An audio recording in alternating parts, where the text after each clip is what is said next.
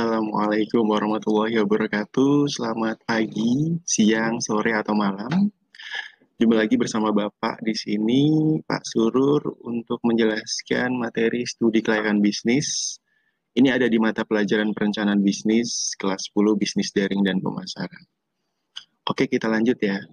Sebelumnya Bapak tanya, pernah dengar nggak studi kelayakan bisnis? Atau disingkat SKB? Nah, sekarang Bapak akan jelaskan SKB itu apa, studi kelayakan bisnis itu apa gitu. Kita lihat ya. Nah, pengertian SKB atau studi kelayakan bisnis adalah nih, penelitian terhadap rencana bisnis yang menganalisa layak atau tidaknya bisnis dibangun. Jadi, ketika dioperasikan secara rutin dalam rangka pencapaian keuntungan yang maksimal, bisnis ini itu bisa dilihat dari studi kelayakan bisnisnya akan tumbuh pesat dan mencapai keuntungan yang maksimal. Jadi sebelum kita melakukan sebuah bisnis, maka kita harus melakukan studi kelayakan bisnis itu. Jadi bisa dilihat nanti layak atau enggak dijalanin, layak atau tidak untuk dilakukannya sebuah bisnis. Kemudian kita lihat untuk tujuan studi kelayakan bisnis itu apa aja. Yang pertama, kita bisa lihat di sini menghindari kerugian, ya. Jadi seorang pengusaha untuk bisa menjalankan sebuah bisnis, artinya dia mampu menghindari kerugian yang ditimbulkan, ya kan?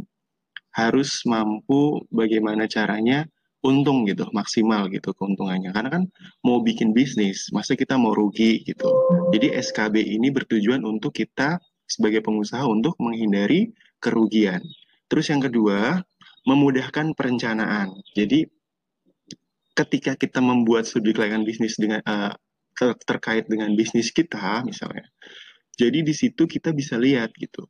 Rencana ke depan setelah ini apa ya, dalam waktu 5 tahun, 10 tahun, bisnis ini mau apa ya gitu. Nah itu memudahkan perencanaan. Coba kalau misalnya nggak ada studi kelayakan bisnisnya, nggak ada SKB-nya, bisnis itu mau dibawa kemana gitu. Intinya adalah SKB ini kayak kayak peta gitu. Seperti peta jalan sebuah produk nantinya mau dibawa kemana gitu.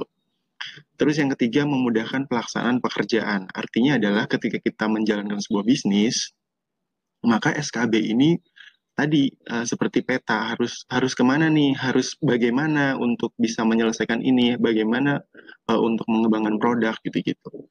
Nah itu masuk ke tujuan SKB dalam poin memudahkan pelaksanaan pekerjaan. Terus yang keempat, memudahkan pengawasan.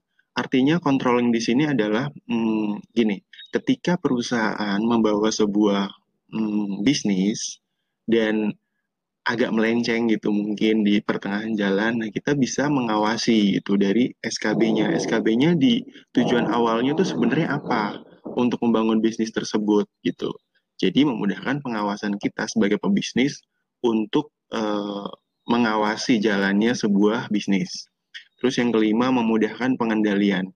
Artinya adalah ketika kita menjalankan sebuah bisnis, maka mengendalikan bisnis itu adalah sebuah apa ya?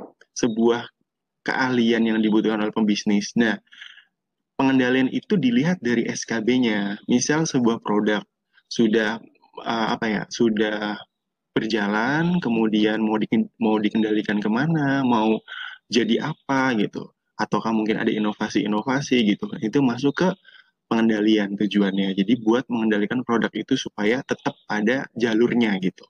Oke.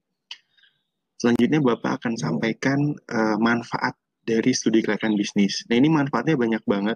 Jadi kalian kalau misalnya bikin sebuah bisnis itu harus yang namanya bikin SKB-nya, bikin studi kelayakan bisnisnya.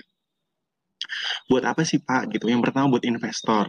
Artinya adalah ketika kalian sebagai pebisnis nih punya SKB, punya studi kelayakan bisnis, punya portofolio tentang bisnis kalian, investor itu akan melihat gitu. Kan sering banget nih pengusaha-pengusaha butuh modal gitu. Nah, jadi investor ini mereka yang akan memberikan modal gitu. Nah, mereka ngelihat bisnis kalian worth it atau enggak, eh, menjanjikan atau enggak, ya dari SKB-nya. Kalau SKB-nya bagus, kemudian peta produknya itu bagus, ya bisa di apa namanya diberikan gitu loh pinjaman atau mungkin invest dari investor tersebut gitu.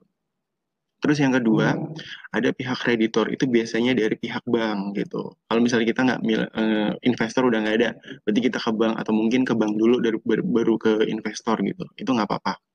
Misal ke pihak bank ada apa namanya kredit usaha gitu ya dari bank itu. Jadi kita apa ya namanya mengusulkan bisnis kita ke bank untuk bisa mendapatkan peminjaman modal. Itu juga bisa. Nah, pihak bank juga melihat studi kelayakan bisnis kita gitu.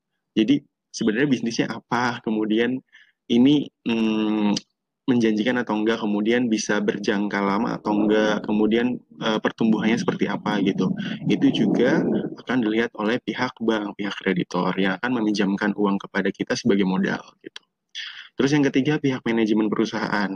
Artinya adalah sebuah perusahaan pasti kan punya bisnis. Ketika nanti manajemennya sudah mulai besar, kemudian ada apa namanya, sudah berjalan masing-masing, ada manajemen sumber daya, manajemen keuangan, manajemen pemasaran, gitu. Itu patokannya ke SKB, ke studi kelayakan bisnisnya, gitu. Ketika mereka menjalankan sesuatu harus rules-nya SKB, gitu. Bisnis ini mau dibawa kemana, itu adalah petanya. Terus yang keempat, pihak pemerintah. Pemerintah kan juga mengeluarkan banyak undang-undang terkait pengusaha, terkait bisnis gitu. Nah, itu juga akan bisa ini ya memutuskan atau turut andil bisnis kita untuk bisa mendukung mendukung apa namanya aturan yang ada di dalam pemerintahan gitu. Terus yang kelima, pihak masyarakat. Jadi pihak masyarakat ini juga penting banget untuk bisnis kita karena kita menjalankan sebuah bisnis jangan sampai merugikan masyarakat gitu. Nanti ada analisisnya dampak sosial budaya gitu kan, dampak lingkungan juga ada AMDAL gitu. Jadi di situ kita sebagai pembisnis harus bisa apa ya melihat bahwa oh bisnis kita nggak berbahaya kok buat masyarakat gitu. Masyarakat juga akan tahu dari nggak berbahaya bagaimana ya dari studi kelayakan bisnis kita gitu. Mereka bisa lihat. Terus selanjutnya ada aspek-aspek kelayakan bisnis.